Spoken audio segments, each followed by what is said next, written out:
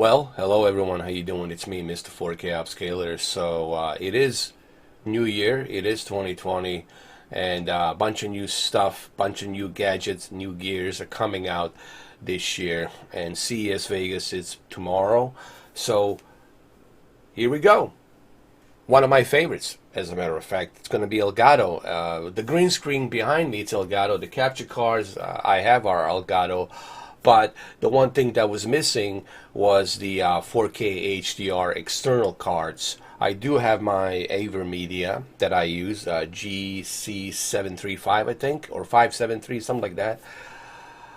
And it's installed on my Alienware computer. But the thing is, you need to have a very powerful computer to handle and record 4K and HDR from your Xbox One X or your PlayStation 4 Pro. And I also have my 4K60 Pro capture card from Elgato as well that I use. But the problem is you gotta carry your giant desktop with you. You know, you have to bring your console to your desktop. You have to connect it to your desktop, and you gotta have a powerful GPU, powerful CPU. So the requirements are really crazy, and you're stuck only in the office, in your desktop area. This right here. It's a very first time, finally for the very first time, we are given a external portable 4K60 HDR device from Elgato, capture device, and looks very good, looks bulky, looks about the size of Seagate hard drive, like one of those big 8 terabyte Seagate hard drives. It does have SD memory card that you can use to record. This is something that I like, because if you go somewhere and you want to record something from an event or esport or something like that, or E3 show, you can take this with you and you can record that and put it on your SD memory card, and you can bring it back and you can video edit the whole thing. Now you can connect it to your PlayStation 4 Pro, your Xbox One X, your X Series X, your PlayStation 5 when it comes out later on this year. This is going to be a perfect companionship for your consoles. Now you're all set with 4K. Now everyone should be able to record 4K videos, upload 4K videos and HDR, and I think this will be a great device, as a matter of fact. And but let's dive into this a little bit more. They just announced this device. They're not putting any price points yet, so I don't know what the price point is. They just announced it, so you need to kind of stay up to date with this 4K60S. 4K60S Plus. We'll learn more about this as we go through CES Vegas, as we go through next coming months. But here, let me just kind of give you a brief summary of what this device really is. Basically, what this is it's an external capture 4K60 HDR device, and you can use it for live streaming. You can use it with your OBS studio. You can even live stream in 4K or 1440p. So it's a very powerful external. This is probably the most powerful external capture device that doesn't require a desktop PC. Now, your laptop, on the other hand, you know, if you connect it to your laptop, obviously should be. I'm not sure what. See, that's the thing. I'm not sure about the requirements of. I apologize for that, because they're not giving me too much. They're not giving us too much information. They're claiming that you're gonna have a zero lag pass through, and you be able to like watch the 4K60 on your capture, not just your monitor. So you'll be able directly from your computer. You'll be able to see what your capture speed is, and there won't be any latency, any delay. Basically, with a zero lag pass through, you're not gonna have any latency. That's what they're claiming, and that's pretty cool. Meaning that when you are live streaming, let's say like right now, I'm recording myself right now for this video on my Avery Media. There is no latency. I can see my hand go left, right, left, right, left, right, left, right. I'm looking at the monitor, left, right, left, right. So it's going to be the same thing with Elgato Capture Card. This one here, there won't be any latency, so that's pretty cool. But the kicker here is that this is an external device, okay? You're not required to plug it into your motherboard PC. This is something that just requires a decent PC. It doesn't have to be a super powerful PC. A mid-range PC laptop, you know, you can plug this in, you're good to go. Because all the magic is going to happen, it's inside that device. And majority of laptops today, and the gaming laptop PCs, they have a USB 3.0, so you can plug this into a USB 3.0. So whether you're broadcasting live or future-proofing your archive, your gaming experience remains unaltered. Stunning 4K HDR 60 frames per second with absolute zero lag. As you can see, it's they're showing you the inside of this capture card. You can see that you can put up to 1 terabyte SD memory card, which is perfect for you to record, you know, 5 minutes, 10 minutes footage. You can easily record a 10-minute footage of 4K60 with the high megabit per second bitrate. I'm talking like you know, like a 60 megabits per second bitrate, which is a pretty good bitrate for you to record.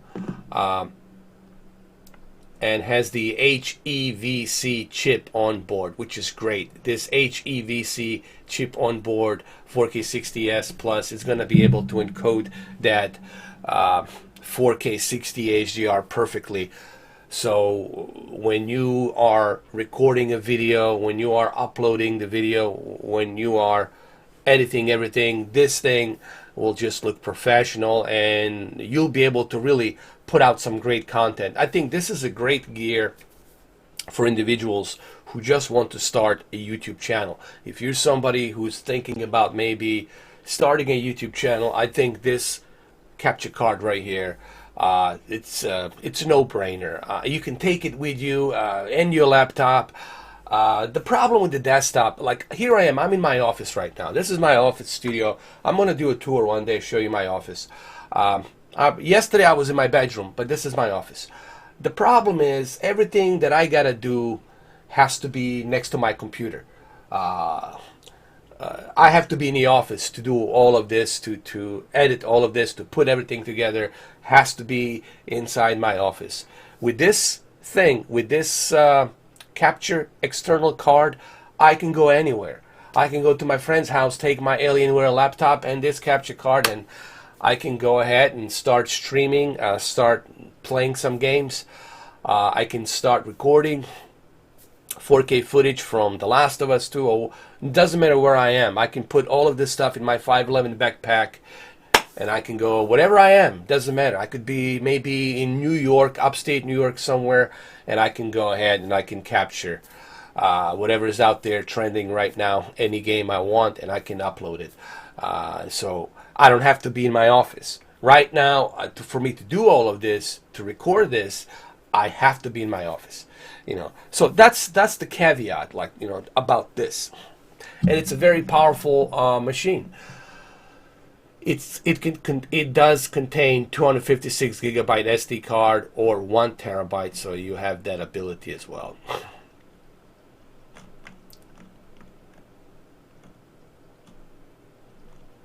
And like I said, you know, this is, you see how big it is. The guy's putting it in the SD memory card, and it is a bit hefty, but the reason it's hefty, it's so that way that you have all that power inside. And I'm sure there's going to be a power AC adapter that you have to plug it into, because all the power will be processed from this card, meaning that you don't have to put too much stress onto your PC, and that's a good thing. With the HD60S, you still have to utilize your GPU and your CPU. So those old HD60S capture cards that I have from Elgato. They are good, but the problem is you're still utilizing the power from your GPU and CPU. So therefore, your GPU and CPU always has to be able to handle that capture card with USB-C, USB 3.0. So to me, that was the one caveat that kind of sucked about these previous external capture cards, you know, because they always require your laptop. And that's the reason why I had problems yesterday, and the reason why my the live stream was glitching. It's because I was using my HD60S external capture card, and my GPU and CPU on my laptop just wasn't powerful enough to handle the 60 FPS in virtual reality. So because it's using all that power, it's creating a bottleneck. With this thing, you're not going to have any bottleneck, you're not going to have any issues, because all the processing, it's being done from this capture card, which is down here. Let me show you. So all the power, it's going to be right here, HEVC. This is where all the processing will take place, right here on this motherboard, on this little motherboard right here. Okay, should be like maybe 7.5 inches or something like that. So you don't have to worry about your computer being a bottleneck. The only thing you have to worry about your computer is that you have an internet connection, and that everything's up to date with the software, and that you have enough hard drive space to record what you need to record. And of course USB 3.0 with the USB-C, so that goes without saying. So I'm really excited about this. This is something I've been waiting for. A lot of us have been waiting for something like this, and I'm so glad that we have something like this that's going to be available just in time for X Series X and PlayStation 5. So for more on this, you guys can go ahead and check it out. Go to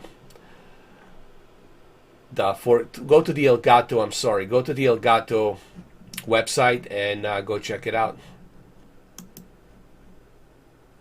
It's right here. Right now, it's not available because it's just got announced. So keep an eye on this.